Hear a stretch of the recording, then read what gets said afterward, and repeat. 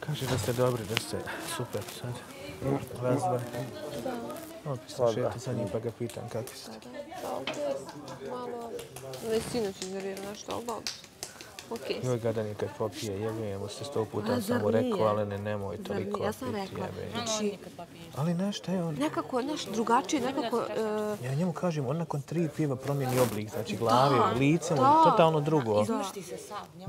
Da, sav bude ono... Znaš, mi na žurci i ima takav pogled, znaš, onako, gleda me i ja ne kapiram šta je, razumeš? Ja ga pitam šta je i on onako, nešto kroz šifre, kao da sam nešto uradila, razumeš?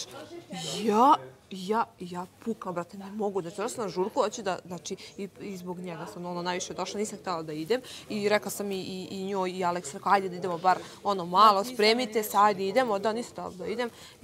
I odem i zbog njega i sve super i uzme mi sok i odjednom samo krci druga osoba. I je rekao... Nisam vidio ništa čudnije, bogam ne pamtim da sam vidio nekoga. To je super, onako opušten.